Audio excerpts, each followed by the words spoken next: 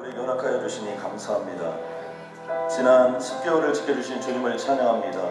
하나님, 남은 2개월 동안 우리 인생에 새로운 반전이 있을 수 있도록 주님 도와주시옵고 생명을 향한 새로운 은혜를 허락하여 주옵소서.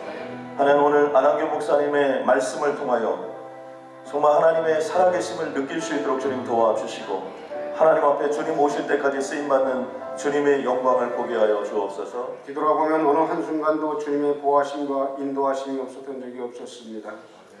우리 힘으로 살아온 것 같지만 결코 주님의 계획이 없었다면 우리가 어찌 살아왔을까요? 여기까지 인도하신 주님께 오직 감사드릴 뿐입니다.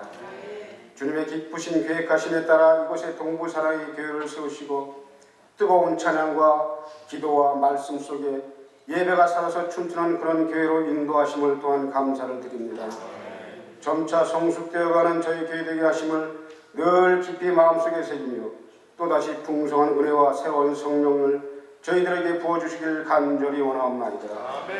개척 초기에 그 뜨거웠던 감동의 예배가 회복되게 하시고 수많았던 기적들의 연속이 새롭게 일어나게 하여 주시옵소서. 성령의 사바람이 일어나서 우리의 마음속에 있는 스산한 그 마른 뼈에 새살을 붙여주시고 그의 생기를 불어넣어 주셔서 십자가 부활의 그 영광이 임하게 하여 주시옵소서. 하박국 1장 13절로 14절 말씀을 저희가 봉독할 때 하나님께서 오늘 우리에게 주시는 계시의 말씀으로 받으시길 바랍니다. 우리 길지 않으니까요, 한 목소리로 같이 봉독하겠습니다. 시작. 주께서는 눈이 정결하심으로 악을 참아 보지 못하시며 폐역을 참아 보지 못하시거늘 어찌하여 거짓된 자들을 강관하시며 악인이 자기보다 의로운 사람을 삼키는데도 잠잠하시나이까. 주께서 어찌하여 사람을 바다에 고기 같게 하시며 다스리는 자 없는 벌레 같게 하시나이까. 아멘. 오늘 어찌하여 잠잠하시나이까 라는 제목으로 우리 두 번째 날 우리 안한교 목사님 나오셔서 말씀 선포하시는데요, 여러분 멀리 남가주 저쪽에서부터 새벽에 지금 차 타고 이렇게 오셨는데 감사합니다. 고맙습니다. 우리 감사와 영광의 박수를 한번 환영해 주시면 감사하겠습니다. 하나님에 대한 이미지가 어떠하신지 한번 여쭤보고 싶네요. 하나님 하면 떠오르는 이미지가 어떤 것인지 한번 얘기해 보실 수 있겠어요? 하나님 하면 어떤 이미지가 떠오르세요? 무한사랑 아버지. 예? 역설의 하나님. 역전의 하나님. 역시 부흥전사 다음 그런 대답입니다. 역전의 하나님. 그런 책 제목도 있었던 것 같아요. 근데 이제 많은 사람들이, 우리 한국 사람들은, 특히 동양 쪽에 있는 사람들은 그 옥황상제 뭐 이런 이미지로 갖고 있고요. 안 믿는 분들이 실제로 그런 이미지를 갖고 있습니다. 또 뭐 좀 유교적으로는 이제 도포 있고 갓슨 같은 그런 좀 강남 스타일 아니고 선비 스타일, 이렇게 올고든 좀 이런 그런 대쪽 같은 이미지, 이런 이미지를 가지고 또 비슷하게 이제 우주 경찰관 이미지 같은 것도 갖고 있습니다. 그래서 죄인들이 죄를 지을 때마다 너 왜 그래? 그럼 큰 심판 받는다? 이렇게 죄를 짓는 족족이 따라다니면서 이렇게 막 경고하고 이런 이미지로 이렇게 생각하는 분들도 있습니다. 아니면 그와는 정반대로 아주 뭐 마음씨 좋은 이웃집 아저씨 같은 그런 이미지를 가지고 있는 분들도 있어요. 그냥 이래도 흥 저래도 흥, 이제 그런 말 있죠. 딱 부러진 것 없이 뭐든지 이제 좋다는 식의 그런 좀 우유부단한 이미지인 것 같기도 하고, 좀 그런 마냥 착하기만 한 그런 존재로 여기는 그런 분들도 있습니다. 보통 이제 육신의 친아버지와 어떤 관계였나, 거기에 따라서 하나님 아버지에 대한 이미지도 영향을 받는 경우가 많이 있는 것 같습니다. 여러분 한 가지 좀 물어볼게요. 여러분 하나님은 할아버지세요? 할아버지세요? 아버지. 할아버지와 아버지가 좀 다르긴 다르죠. 할 차이가 있는데,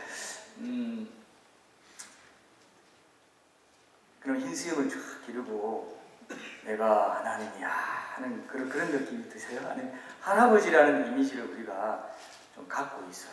왜냐하면 나이 드신 분도 다 아버지라고 하니까 그래도 뭔가 할아버지 느낌이 좀 있는 거죠. 근데 하나님은요, 나이가 없는 분이세요.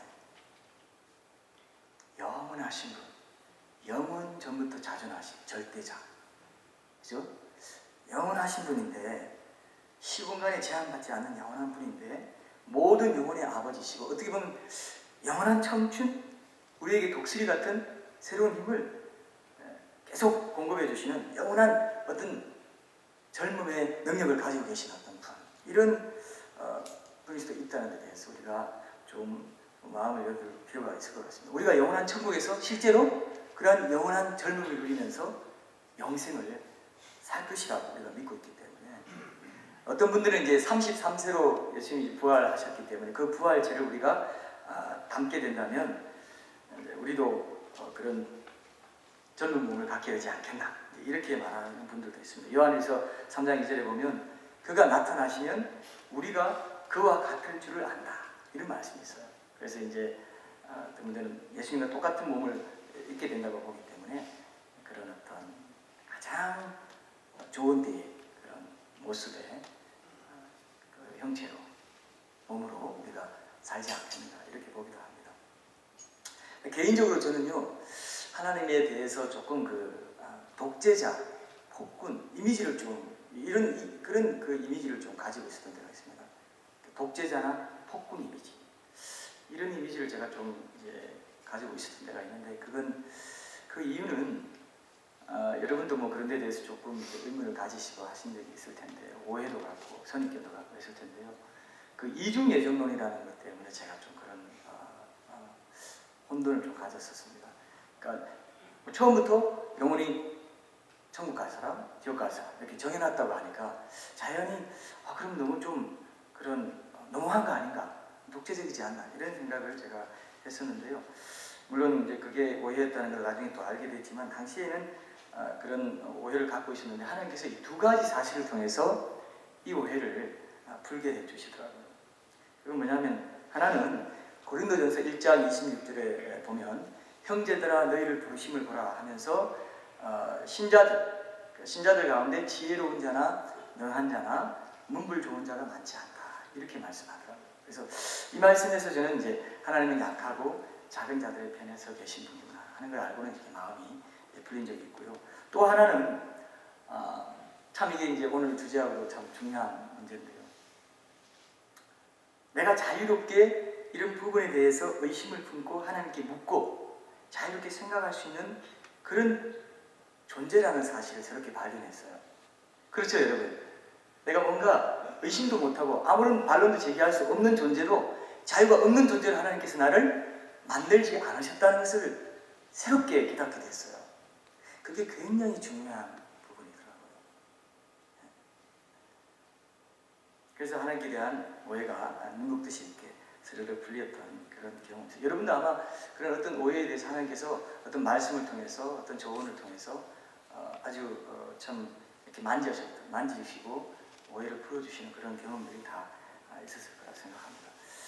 자, 하나님에 대한 올바른 이미지를 갖지 못하면요, 하나님에 대해서 오해하게 되고, 그러면 신자들은 신앙생활에서도 하나님과 올바른 인격적인 친밀한 관계를 맺는데 굉장히 큰 영향을 주게 됩니다.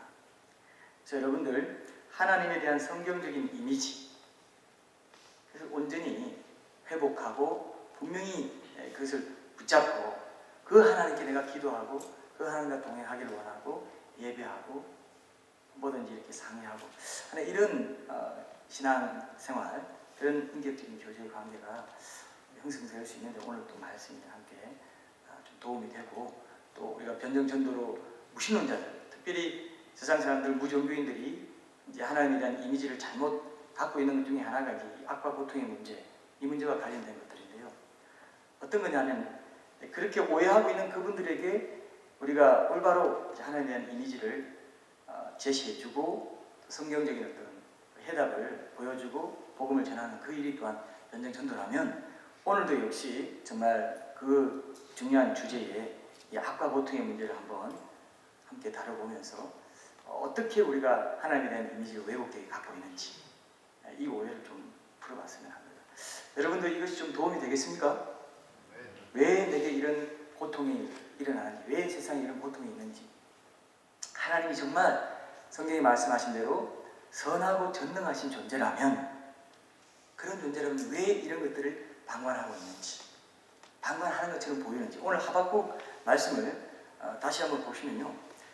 주께서는 눈이 정결하심으로 악을 참아보지 못하시며 패역을 참아보지 못하시거늘 어찌하여 거짓된 자들을 방관하시며 악인이 자기보다 의로운 사람을 삼키는데도 잠잠하시나이까. 주께서 어찌하여 사람을 바다에 고기 같게 하시며 다스리는 자 없는 벌레 같게 하시나이까. 이런 답답함이 느껴지지 않습니까? 그죠? 근데 이렇게 묻는 무신론자들이 실제로 많이 있다는 것입니다. 세상에 이런 악한 일들이 있는데 하나님은 도대체 뭐 하는 거냐? 신이 있다면 왜 이런 일이 일어나는데도 방치하고 있는 거냐? 실제로 무신론자들 뿐만 아니고 일반인들 중에도 하나님의 존재와 관련해서 이 문제를 가장 의문스러워하는 것으로 나타났습니다. 조지 바나라는 사람이 이런 설문조사를 한 적이 있습니다. 만약 당신이 신이라는 존재를 만나서 한 가지 꼭 질문하고 싶은 게 있다면 어떤 것인가 했더니 압도적인 다수가 어떤 질문을 택했냐면요. 왜 이 세상에는 이렇게 고통스러운 일이 많습니까? 이 문제를 뽑았다는 거예요. 이 질문을 뽑았다는 거예요. 그래서 이 질문이, 이 문제가, 이슈가 사실은 전도하는 일에도 굉장히 큰 걸림돌이 되고 우리가 올바른 답을 제시해 주지 못하면 끝내 그들의 하나님에 대한 그 왜곡된 이미지를 바로 잡아줄 기회를 놓치고 마는 그런 일이 되거든요. 그래서 굉장히 저는 변증 전도에서도 굉장히 중요한 주제이기 때문에 우리가 한번 성경적으로 잘 정리할 필요가 있다고 생각합니다. 오늘 본문에서 하박국은요, 그 바벨론에 의해서 유다가 멸망하기 전에 그 BC 600년 그 어간에 그 유다 사회의 그 상황을 묘사하고 있습니다. 당시는 그 애국 왕 그 바로누보가 섭정왕으로 세운 그 유다의 여호야긴 왕이 폭정을 행하는 그런 때였습니다. 그로 인해서 당시 사회에는 이제 부패와 폭력이 난무하고 또 탐욕과 불의가 횡행하는, 그래서 결국 불의한 사람을 백세하고 의인이 고통당하는 그런 세태가 만연했던 것입니다. 그래서 이것을 보고 하박국이 이렇게 주권자 하나님이 살아계신데 어떻게 이런 일이 일어나는 겁니까? 어찌하여 하나님은 잠잠하십니까? 이렇게 묻고 있는 거죠. 근데 우리가 이 문제에 대해서도 역시 성경적인 해답을 찾는 것이 굉장히 중요할 것 같습니다. 자, 하나님은 정말 선하신, 하나님이 정말 선하신 분이라면 악한 것을 보고도 제지하지 않으시면 선한 분입니까? 아닙니까? 우리가 안 믿는 사람들 입장에서 봤을 때 어떻습니까? 악한 것을 보고도 가만 놔두면 선해요? 안 선해요? 선하지 않죠. 문제가 되는 거죠. 근데 악한 것이 선하지 않다는 것을 알고도 그 악한 것을 제지할 수 없고 없앨 수 없는 하나님은 전능하세요? 안 전능하세요? 안 전능하시죠. 제가 안목사인데요. 하여튼 저는 끝까지 전도사 시절에도 안 전도사였고 목사 되고 나서도 안목사예요. 안목사. 근데 이제 노목사도 마찬가지더라고요. 어쨌든 이 하나님의 정당성의 문제, 안 전능하다, 안 선하다 이거예요. 하나님 정말 정당한 것인가? 기독교 변정에서 이건 신정론이라는 조금 이제 어려운 딱딱한 용어로 얘기하고 있긴 하지만 우리가 변정 전도의 내용을 익힌다고 할 때 이 정도의 내용을 알고 있어야 돼요. 신정론, 신의 정의의 문제. 이 문제를 한번 우리가 좀 잘 알게 되면요, 많은 역사상 무신론자들과 기독교인들이 논쟁하고 또 씨름하면서 이 해답을 찾으려고 해왔던 문제이기 때문에 굉장히 중요한 문제입니다. 또 이 문제에 대해서 우리가 올바른 시각을 회복하고 하나님에 대한 이미지를 바로 잡으면 신앙생활 하는데도 굉장히 유익이 있고요. 또 이런 일로 시험 든 이웃 지체들에게도 좋은 조언들을 해줄 수 있습니다. 그럴 것 같습니까? 조금 기대가 되세요? 예, 새벽에 다루기는 조금 터프한, 조금 버거운 주제일 수 있지만 이왕 우리가 변정된 내용을 한번 다루는 거, 제일 중요한 핵심적인 이 이슈를 한번 다루는 게 좋겠다 해서 준비를 했습니다. 자, 이 문제가 이제 헷갈리게 될 때 하나님을 심하면 떠난 사람들도 교회 사회 또 최근에 우리 현대인들 중에도 있었습니다. 템플턴이라는 사람이 있었는데요.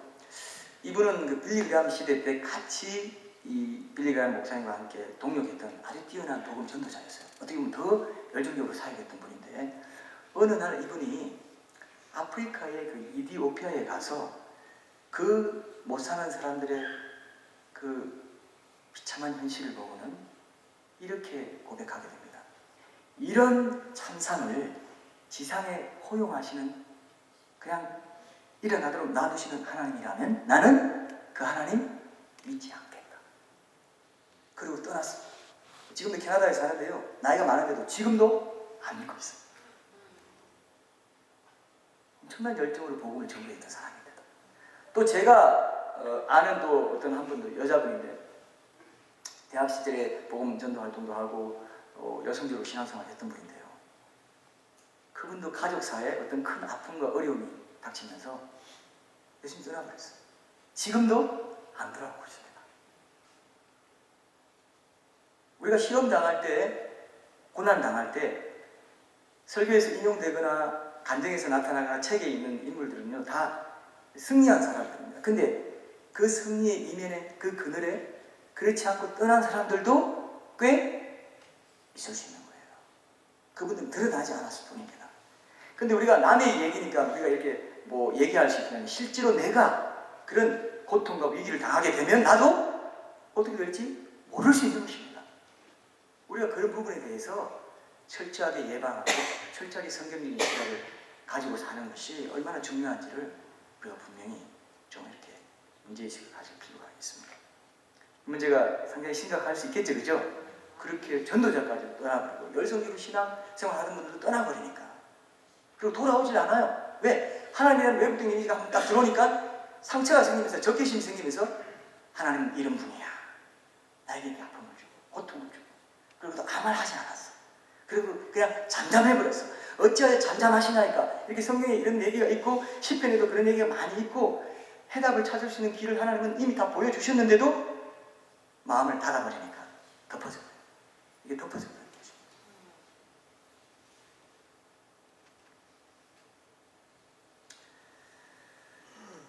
자, 그러면 이 문제를 우리가 어떻게 풀 것인가?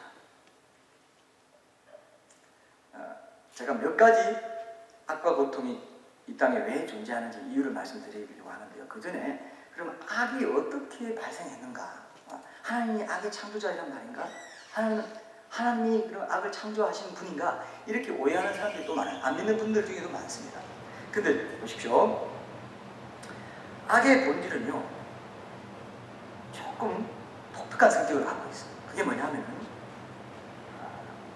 악은 원래가 그 자체로 창조될 수 있는 어떤 특정한 피조물이 아니고 어떤 것에 종속되어서 발생하는 그런 종속적인 관계성의 특성을 갖고 있어요. 자, 제가 예를 한번 들어볼게요. 제 옷이 여기 있지 않습니까? 근데 여기에 하나 보니까 구멍이 뚫렸어요. 이 구멍이 뚫렸으면 이 구멍은 구멍 자체로 존재할 수 있는 겁니까? 아니면 옷이라는 이 실체에서 종속적으로 생길 수 있는 사태입니까? 이게 사태라고 표현해도 맞아요? 사건입니까? 어떤 거예요? 여러분 한번 생각해 보세요. 자, 구멍은 아무것도 없는 데서 생길 수 있어요? 안 되죠? 그죠? 아무것도 없는 데서 구멍이 생긴 것을 봤다, 이런 사람은 조금 흔들리는 사람일 가능성이 높습니다. 좀 뭔가 정신이 오락가락하거나 조금 뭔가 헛것을 봤다거나 이런 사람이에요. 구멍이 뚫린 거는 뭔가 있기 때문에, 이 벽에 구멍이 뚫린 거는 이 벽이 있기 때문에 구멍이 생긴 거예요. 이게 굉장히 중요한 개념입니다. 이 죽음이라는 것도 생명이 없는 상태를 말하는 것이, 죽음 자체를 존재할 수 있어요, 없어요? 없습니다. 그래서 악은 선의 부재, 선이 없는 것, 선이 타락한 것, 이렇게 보는 것이죠. 어둠이라는 것은 빛이 없는 상태지 어둠 자체로 존재할 수 없습니다. 그렇죠? 빛이 꺼지면 어둠이 있는 거죠. 어둠 자체는 존재할 수 없는 거죠. 이게 아주 참 신기한 것입니다. 차가웠다는 것은 열이 없다는 것이고, 온도가 낮다는 것이 차가움 자체로 존재할 수 없다는 거죠. 이런 게 이제 그 변정에서 굉장히 중요한 악을 보는 관점입니다. 이런 걸 좀 알면 이게 뭔가 전도할 때 조금 이렇게 유식하게 사용할 수 있을 것 같은 느낌이 좀 드세요? 그렇게 돼야 오늘 이렇게 좀 제가 보람이 있는데, 여러분도 뭐 다 많이 아시겠죠. 그러나 한번 이런 악과 고통의 문제로 이런 하박국 본문 말씀에 대한 긴장을 가지고 같이 이렇게 살펴본다는 것 자체가 새롭게 우리에게 말씀으로 도전해 주시는 은혜가 있으면 좋겠습니다. 자, 그러면 악과 고통이, 이런 악이 왜 악과 고통이 이 세상에 존재하게 됐는지, 존재하고 있는지, 이 문제를 한 가지 한번 풀어보고 좀 핵심적으로 나누고 오늘 이 시간을 마치겠습니다. 첫째로요, 세상에 악과 고통이 존재하는 이유는 하나님께서 이 세상을 창조하신 목적과 관련이 있습니다. 목적. 하나님, 제가 삼일체 하나님이라고 말씀드렸는데, 삼일체 하나님은 이 공동체를 존재하시는데, 이것은 이제 한 신성의 본체에 세 인격이 존재한다는 것이고, 그 세 인격은 서로 구분되지만 동시에 모든 능력과 권세와 영광이 있어서 똑같이 동등하다는 겁니다. 우리는 보통 생각할 때 그래도 성부 하나님이 중앙에 계시고 뭔가 좀 이렇게 왕초로 계시고 옆에서 이렇게 좀 보조하는 그런 느낌 아닐까요? 그게 이단으로 전개됐어요. 조금이라도 차등을 두면 종숙론이라든지 삼신론이 되어버리기 때문에 이단으로 전개된 것입니다. 그래서 여러분, 영원 전부터 성자, 성령 하나님 없이 성부 하나님은 계신 적이 없었다. 이게 중요한 신학적인 명제입니다. 문장이에요.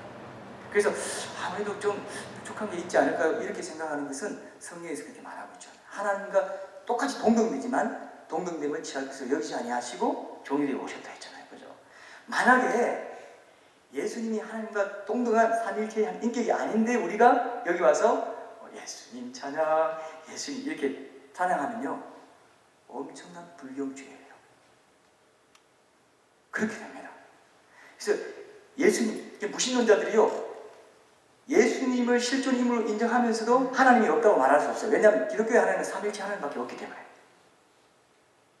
정말 예수님이, 보십시오, 내가 하나님이다, 아버지와 나는 하나님이다 이렇게 말했는데, 하나님이라고 선언하신 분은 세계 4대 성인 중에 그렇게 말한 분은 아무도 없습니다. 종교적인 성인 중에도 아무도 없어요. 그러면 하나님의 가능성은, 유명한 가능성이 있죠. 정신병자이거나 사기꾼이거나 아니면 진짜 하나님이다. 근데 요즘 무신론자들은, 요즘 공격적인 무신론자들은 여기에 하나를 더 덧붙여요. 댄 바크라는 사람이 있었는데, 무신론 신은 없다 이 책에 보니까 그게 나오던데, 하나를 더 덧붙이는데 뭐냐면요, 예수는 전설이다 이렇게 얘기했어요. 하나 더 생겼죠. 근데요, 예수님이 전설이란, 우리가 어떤 옛날의 실존 인물, 그러니까 유명한 사람의 실존 여부는, 칼 야스프스가 이런 말이 있어요. 유명한 사람의 실존 여부는, 과거에 실존했던 그 여부는 그가 남긴 영향력에 있다고 그랬어요. 그러니까 어떤 최초의 이미지가 없었다면 지금까지 영향을 끼치는 어떤 영향이 없다는 거죠. 자, 예수님이 이 땅에 사시고 죽으시고 부활하셔서 영원한 천국에 가셔서 이제 우리를 데리고 오시기 위해서 집을 짓고 계신데, 계시는 분이라면, 그런 분이라면, 만약에 예수님이요 십자가를 지신 뒤에 부활하지 않으셨다면, 그런 영향을 우리에게 끼치지 않았다면 지금 이런 교회가 생길 수가 없다는 거예요. 굉장히 중요한 것입니다. 자, 보십시오. 예수님이 십자가 지시기 전에 제자들이 다 도망갔어요, 안 갔어요? 도망갔죠. 수제자 베드로는 3번이나 부인하고 저주하고 부인했다고 했어요. 그런 그 많은 제자들이 예수님이 죽고 부활하지 않았다면, 부활했다는 그 동력이, 그 원인이 없다면, 어떤 것이 원인이 돼가지고 로마에서 카타콤 교회에서 사자밥이 되면서까지 예수는 하나님이라고, 그때 천황 숭배, 천황이 아니죠, 그 황제 숭배 시대에 하나님은 황제밖에 없어요. 주는 황제밖에 없어요. 그래서 주라 시인한다는 것은 목숨을 각오하고 고백하는 것이거든요. 근데 그렇게 할 수 있었던 원동력이 뭐겠습니까? 예수님이 부활했다는 그것밖에 없다는 거죠. 논리적으로 빠져도. 그리고 우리가 부활을 기념해서 매주일 모여서 예수님을 찬양하고, 그죠? 살아서 예배하는, 다시 사신 주님을 찬송하는 이런 영향력 자체가 부인할 수 없는 역사적인 실존의 증거라는 것입니다. 믿으십니까? 이건 절대로 우리가 그저 간과할 수 없는 굉장히 중요한 증거입니다. 이걸 우리가 전도할 때 사용해야 돼요. 무신론자들이 얼토당토하는 그런 논리를 내세워가지고 공격하기 때문에요. 한국은요, 안티기 독재들 때문에 이런 사이트에 가보면 뭐 얼토당토하는 그런 얘기들을 많이 하는 거예요. 성경이 신하다. 성경이 이게 신화는요, 여러 다른 종교나 이런 그 얘기에도, 신화에도 창조한 어떤 신이 있어요. 근데 그 신화는요, 그 뒤에 이어지는 실제적인 인류 역사가 없습니다. 성경만 태초에 하나님 천지를 창조하시는 한 뒤에 이어지는 역사가 있어요. 이스라엘의 역사도 있고, 이스라엘 선민으로 택해서 이 하나님 말씀을 맡긴 역사도 있고, 지금 여기까지 전해져 온 역사가 있지 않습니까? 그렇죠? 성경 신화가 아닙니다. 자, 그런 존재로 하나님께서 삼일체 하나님으로 계셨고, 실제로 성자 하나님은 인류 사이에 나타난 하나님의 현존이고 하나님의 형상이에요. 이거보다 더 놀라운 사실이 없습니다. 제가 이것을 통해서 하나님을 만나고 인격적으로 만나고 그 십자가 은혜를 받았기 때문에. 자, 근데 보십시오. 그 광대하고 위대하신 하나님, 성부 하나님만 계신 3분의 1 하나님만 있는 게 아니라 성부나 성령 하나님, 성부나 성자, 성령 하나님만 계셔도 완전한 하나님입니다. 그러니까 신비라는 것입니다. 3분의 1 하나님만 나눠서 3분의 1 이렇게 있는 게 아니라 완전한 하나님이시거든요. 근데 그 신비로운 하나님께서, 광대하시고 위대하신 하나님께서 사람을 창조하시기로 할 때 자신의 형상을 가진 인격적인 존재로 자유롭게 사랑의 교제를 나눌 수 있는 존재로 짓기를 원하셨다는 거죠. 그래서 자유의지를 가진 존재로 창조하셨습니다. 그래서 처음에요, 세상을 만드실 때는 보시기에 심히 좋았더라 하셨거든요. 그렇죠? 근데 왜 이 악과 고통이 들어왔느냐? 그것은 자유의지를 가진 존재로 인간을 만들기로 하시면서 하나님께서 허용하지 않을 수 없었던 거예요. 여기서 오해하시면 안 됩니다. 여러분, 전능하신 하나님도요, 못하시는 게 있어요. 못하시는 게. 요것만 딱 내가지고 누구한테 얘기하면 또 일하는 되는 거예요. 못하는 게 있다더라. 누가 왔는데 말이죠. 뭐 이러면 안 됩니다. 이런 좀 보호해 주세요. 근데 못하시는 게 있는데요, 하나님도요, 둥근 삼각형 만들 수 있을까요? 여러분 한번 그려보세요. 둥근 삼각형. 하여튼 최대한 한번 그려보세요. 못 만드십니다. 둥근 삼각형, 삼각형 이렇게 생겼어요. 하나님도 하나님이 만드신, 자신이 만드신 그 창조의 법칙을 무시하지 않으신다는 거예요. 그래서 인간을 자유의지를 가진 존재로 지으시기로 하면서부터 하나님께서도 허용하지 않을 수 없는 어떤 영역이 생긴 거예요. 이것이 중요한 것입니다. 전도하다 보면 무신론자를 포함해서 이제 묻는 질문 중에 또 많은 그 의문 가운데 하나거든요. 왜 하나님은 선악과를 만들어서 사람이 타락하게 되고 죽음이 찾아오고 지옥까지 가게 만드는가? 이런 질문도 많아요. 근데 선악과를 만들어서 금지 명령을 내리지 않았다면 인간을 자유로운 존재로 만들어서 그와 차원 높은 어떤 인격적인 사랑의 교제를 할 수 있겠습니까? 없겠습니까? 없는 거죠. 로봇을 만들게 되면 하나님은 그 사랑의 공동체, 삼일체 하나님 그 사랑의 공동체, 기쁨의 공동체, 그런 인격적인 교제를 나눌 수 있는 존재로 인간을 만드셨거든요. 근데 로봇을 만들었다고 하면 로봇에게 여러분 주권과 통치권 이런 거 얘기할 수 있어요? 인격적인 어떤 사랑 관계를 형성시킬 수 없죠. 그죠? 여러분 남편이 또 아내가 로봇처럼 딱 만들어가지고 여보 사랑해요? 사랑해? 이런 식으로 그렇게 태엽을 딱 감아놨다고 생각해봐요. 안 되겠죠. 그죠? 똑같습니다. 하나님 인형을 만들기 원치 않으셨어요. 그래서 자유의지를 주셔서 에덴 동산에 두고 그래서 잘 관리하라. 다만 선악과는 먹지 마라. 에덴에 수천 수만 그루 나무가 있지 않았겠습니까? 그럼 딱 하나, 이 나무 열매 먹지 마라. 이렇게 얘기한 거예요. 그렇게 함으로써 그때부터 자유의지가 발동되기 시작한 겁니다.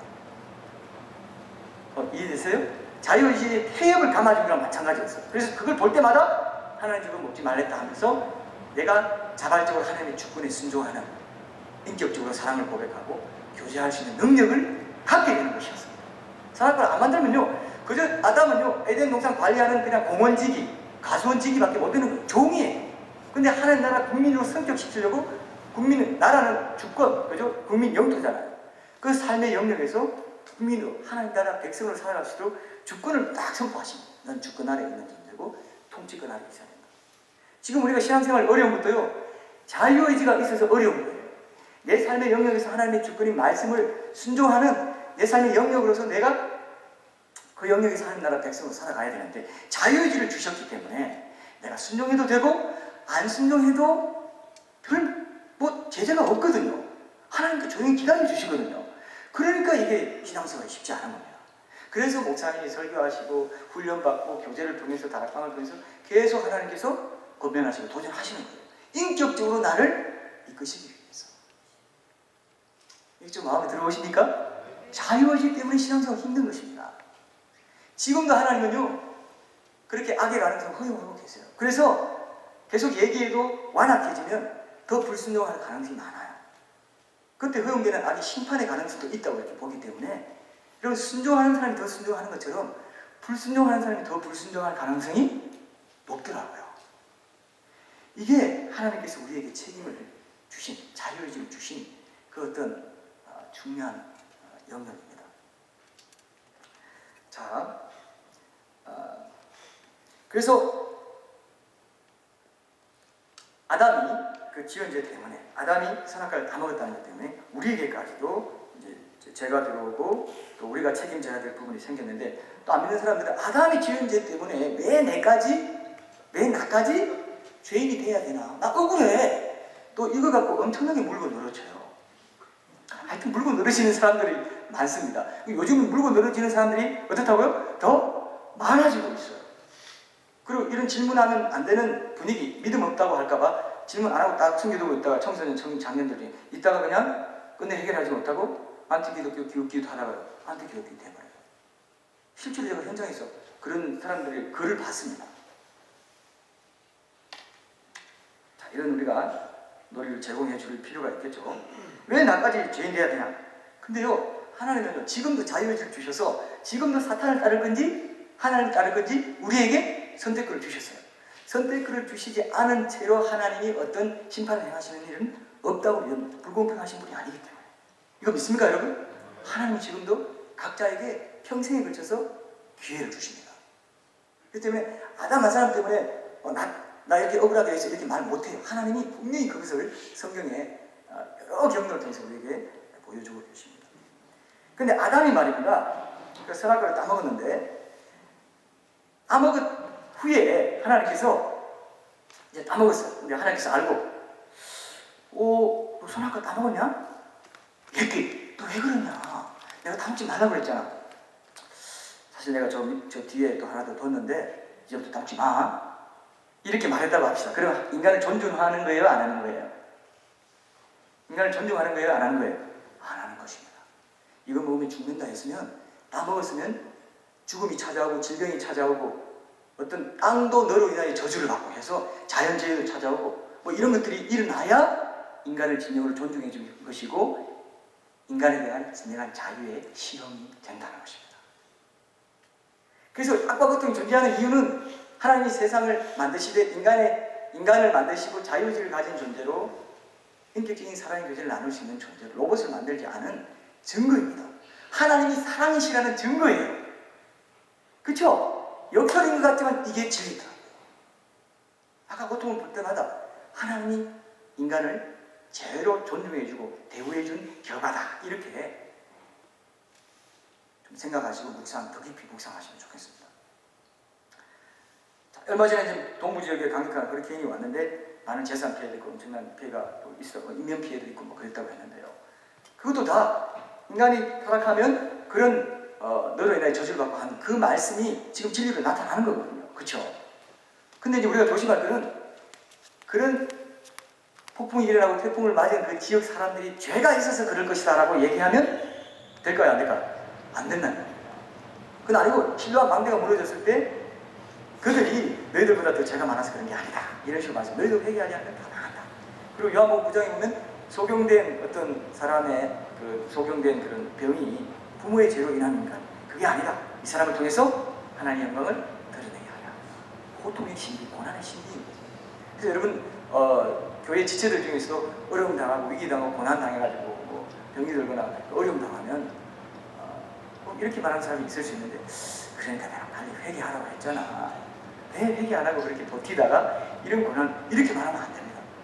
이건 그런 이유 없이 고난 당하는 경우가 많기 때문에 항상 존중해주고 기도해주고 격려해주고 위로해줘야지 내가 하나님이 아니기 때문에, 그죠? 그런 것들을 여러분 한번 정리하고 계시면 좋을 것 같고요.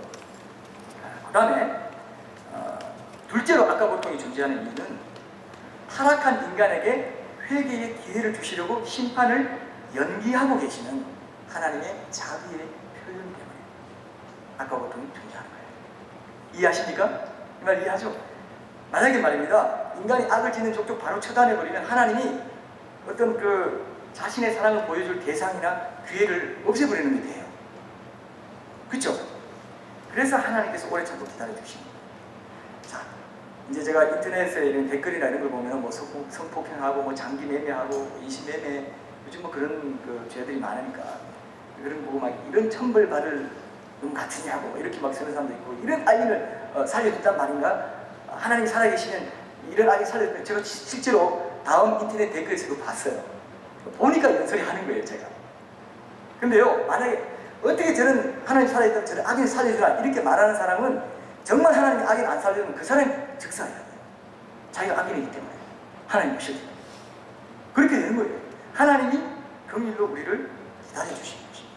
죄 없는 자가 더러지라고 그렇게 자신있게 말하시는 사람 아무도 없습니다. 그래서 하나님께서 심판하시지 않고 기다려주시는데, 하나님께서 누군 봐주고 누군 안 봐주고 뭐 이런 식으로 해버리면요, 또 심판을 받아야 되는데 심판 안 하고 끝까지 지옥이 없고, 그냥 하나님이 심판 안 하면 하나님이 범인 은닉죄, 하나님이 죄인 되시는, 이건 전혀 있을 수 없는 일이 일어납니다. 그래서 악과 고통이 이 땅에 일어나는 것은 하나님이 심판을 연기하셔서 사랑으로 회개하기를, 돌아오기를 기다리고 계신 하나님의 자비의 표현이고, 그렇게 기다리는 동안 돌아와야 된다는 우리가 절박한 마음을 가져야 된다는 거죠.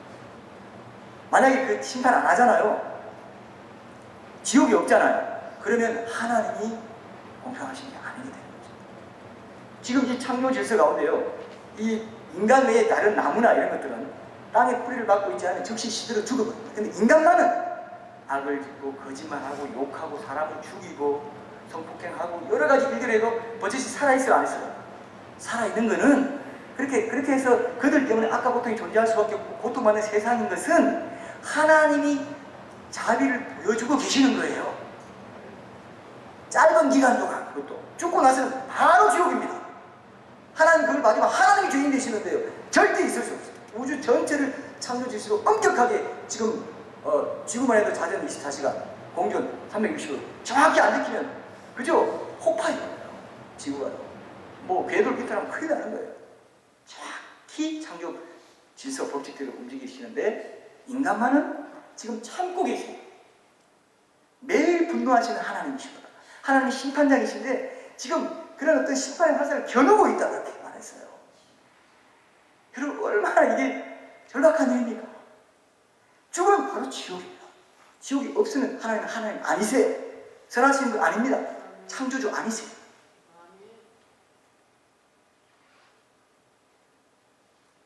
믿는 자들도 마찬가지예요. 선악간에 우리의 몸으로 행한 것에 따라 받으려 한다는 것입니다. 선악간에, 선악이든 악간이든 믿고 난 뒤에도 그리스도 심판대 앞에 서기 위해서 지금 다 기록되고 있어요. 여러분, 하루에 은행, 행동한 것, 마음의 생각은 다 기록되고 있습니다. 하나님 기록하셔야만 돼요. 창조주 하나님이시기 때문에 선하신 분입니다. 우리 삶도 마찬가지입니다. 늘 정결하게 거룩하게 주님 말씀대로 살기를 소원하는 것이 얼마나 중요합니까? 정말 중요하게 다가옵니까? 제가 이제 좀 무거운 이슈를 다루기 때문에 여러분들 좀 이렇게 핵심을 놓치지 않았으면 좋겠는데, 그렇게 좀 여러분 자신에게도 좀 적용하면 좋겠습니다. 넷째로요, 악과 고통이 존재하는 셋째로 악과 고통이 존재하는 이유는요, 절대적인 선이신 하나님의 존재를 지각하는 방편입니다. 이게 무슨 말이냐면, 무신론자들이 주장하는 악이 하나님이 없다는 증거라면 왜 이 땅에 선이 있는지, 무신론적인 진화론자들은 자연 습의 생존 경쟁을 통해서 강한 자만이 살아난다, 이런 논리를 갖고 있거든요. 근데 스스로 강한 자리에서 내려와서 약자가 되기를 자처하면서 희생하고 봉사하고 섬기는 사람들, 그런 선한 사람들이 있습니까, 없습니까? 있다는 것입니다.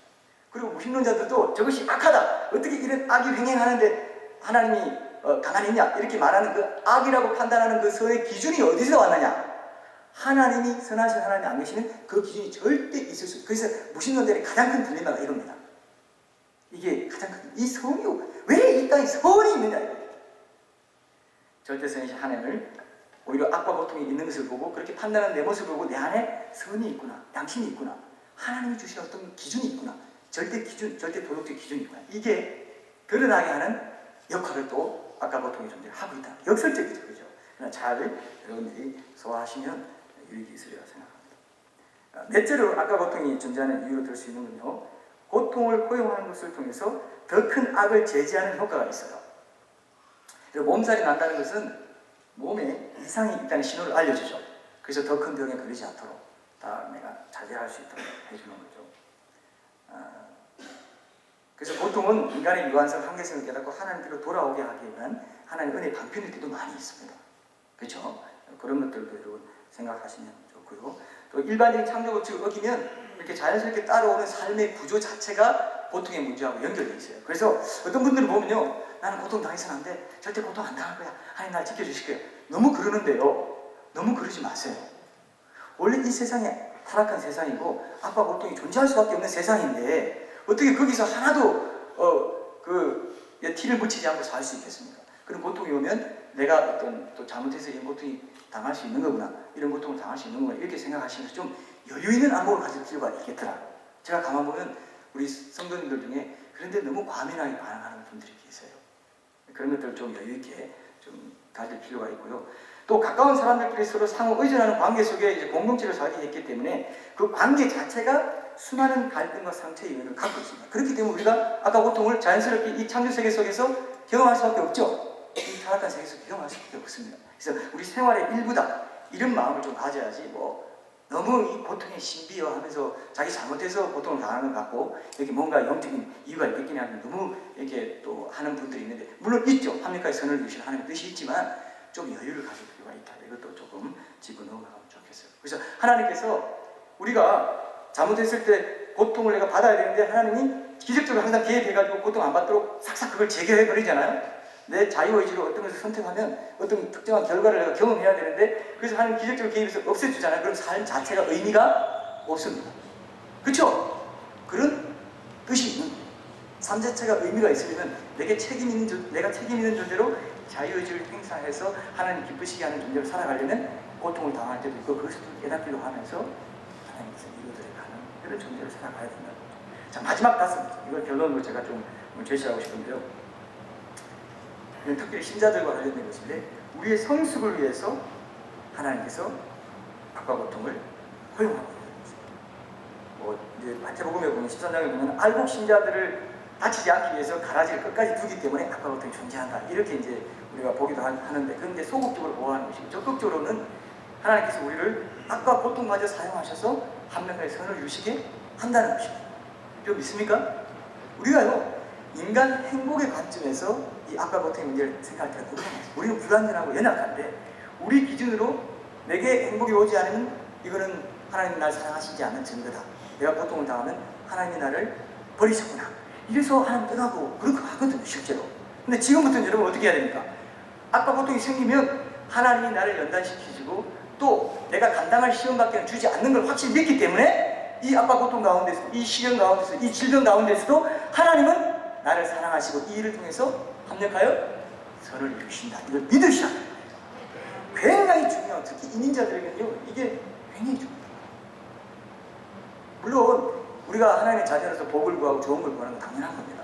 하나님 그렇게 복을 주시고 또 복을 누리는 것을 통해서 하나님의 증인이 되고 복음의 증인이 될 수 있습니다. 그렇죠? 그러나 내가 하나님 믿는데도 불구하고 내 이웃들이, 안 믿는 이웃들이 내가 하나님 믿고 살아가고 어느 교회 다닌다는 걸 다 아는데도 불구하고 내가 자꾸 사업도 안 되고 구차하게 살게 되고 질병도 들고 실패를 거듭하게 되고 이럴 때조차도, 그럴 때조차도 내가 하나님을 찬양하는 것을 선택하고 감사하는 것을 선택하고, 이런 상황 가운데서 하나님은 내게 신실하십니다. 하나님은 내게 사랑이 많으신 분입니다. 고백하는 그것을 통해서도 하나님의 증인이, 복음의 증인이 될 수 있다는 거예요. 양쪽이 다 있다는 것입니다. 이게 중요한 겁니다, 여러분. 이걸 꼭 붙드셔야 실족하지 않아요. 저 이지슨 자매님 얘기가 지금도 참 기억나는데요. 이지슨 자매님이 젊은 나이에 화상을 입었지 않습니까? 얼굴에도 화상을 입고. 화상을 입고 시리에 빠져 있는데 친구가 이런 말을 해줬대요.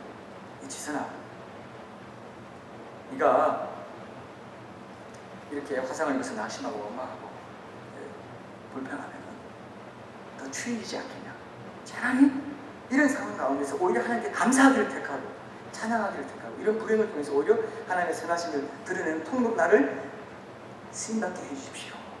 이렇게 간구한다면, 그렇게 간구하는 것을 네가 택한다면 더 좋지 않겠느냐? 그게 하나님께서 원하시는 것이 아니겠니? 그 말을 받아들인 거예요. 여러분도 그렇게 할 수 있겠죠?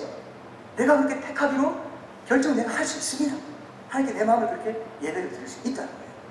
아까 고통의 문제를 통해서요, 하나님 굉장히 큰 성숙의 신비, 이 고통의 신비를 통해서 성숙의 그런 과정을 겪게 하시는 경우가 참 많이 있습니다.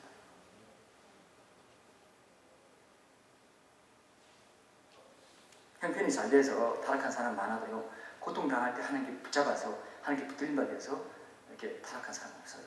고통 속에서 하나님을 더 깊이 믿게 되고 신앙이 성숙하는 이런 일들이 우리 가운데 많이 있습니다. 여러분 그 길 택하시겠습니까? 하나님께서 그 길을 택하기를 원하세요. 그리고 제가 아까 앞에 말씀드린 걸 결론을 제시하고 싶은데, 하나님은요 어떤 이미지냐 했을 때 하나님의 이미지 딱 하나 있습니다. 그게 뭐냐면 예수님. 예수님이 하나님의 형상이에요. 장녀들, 세리들, 죄인들에게 찾아와서, 소외된 자들, 작은 자들에게 찾아와서 그들의 죄를 위해서 돌아가시고 죄인을 불러 회개시키고 왔다 하신 그분, 실제로 십자가를 지시고 나의 모든 악과 고통의 문제, 그 짐을 실제로 그 몸에 지시고 죽으시고 부활하신, 지금도 내 곁에 동행하시는 그분이 하나님이세요. 있습니까 여러분? 그 이미지밖에 없는 거예요. 철학자들은요 완벽한 이론의 하나님을 만들어가지고 완벽해야만 되는 어떤 이론의 신을 만들어가지고 이제 자기들이 그렇게 나름대로 이론적으로 신봉하고 있습니다. 근데 악과 고통이 엄청나게 생기고 이런 허술해 보이는, 하나님이 왠지 허술해 보이는 그런 문제들이 나타나니까 하나님 없다는 쪽으로 가버렸습니다. 근데요 하나님 그런 하나님 아니에요. 무인격적이고 그저 그냥 완벽하게만 한 그런 존재가 아니고 인간의 고난에 아픔에 동참해서 사람이 되어 오셔서 그 고난을 해결해 주기 위해서 십자가까지 지신 그 하나님이란 말이에요. 우리 하나님. 그러면 내가 그 하나님을 믿으신 분을 믿을 수 있습니까? 없습니까? 고난의 문제 앞에서, 아까 고통의 문제 앞에서도 그분이 신실하시다고, 내가 당한 어떤 고통보다 더 깊은 고통, 더 낮아진 고통을 통해서 나를 보내주신 분이라면, 그래서 성경에 보면요 그리스도 예수 안에서 이것이 하나님, 너희를 향한 하나님의 뜻이다 하는 게 뭐냐면 범사에 감사하라, 쉬지 말고 기도하라, 항상 기뻐하라, 이겁니다. 고통 속에서 그렇게 할 수 있는 것은 예수 안에서 그렇게 할 수 있다. 여러분 나는요 한 번도 침뱉음 당해본 적 없습니다. 여러분 침뱉음 당하면요 힘이 딱 뱉어지고 질질 흐릅니다. 기분이 굉장히 나빠요. 근데 하나님은요 나를 위해서 그 수치를 당하셨어요. 손발에 못 박히시고 발목에 못 박힐 때는요, 발에 못 박힐 때는 그 어느 분이 이제 그런 얘기를 제가 한번 들었는데, 바로 못을 못 박으니까 속옷으로 훅 한대. 그걸 봐서 길을 내고 그게 대못을 박은 것입니다. 그 아픔을 견디신 거예요. 그 피를 흘리신 거예요. 이 땅의 모든 고통의 문제에 대한 해답은 어떤 이론이나 이런 게 아니라 십자가였습니다. 하나님이 친히 사람이 되어 오셔서 그저 보좌에 앉아만 계시지 않고 친히 인간의 고난에 동참하시는 그것으로, 그 실물로, 그 실체로, 이론이 아닌, 논쟁이 아닌 실제로 보여주죠. 그래서 우리에게도 지금 고난당하는 세상 가운데 나처럼 성육신해서 그들에게 내 사랑을 증거해라. 네가 내 손과 발이 되다. 어떤 지역의 동상이요, 예수님 이 얼굴만 있는 동상이 있었어요. 그래서 밑에 뭐라고 쓰여져 있었냐면 네가 내 손발이 되었다. 이렇게 얘기하더라고요. 제가 어제 최근에 이런 그림을 한번 봤는데, 사진을 한번 봤는데, 그 소가 오줌 누는 거를 이렇게 하도 기근이 심해서 받아먹고 있는 장면, 그런 아프리카 소년의 그 장면이 담긴 사진을 제가 봤습니다. 그리고 그 소가 이렇게 쭉 뿜어내는 오줌을 가지고 머리를 감더라고요.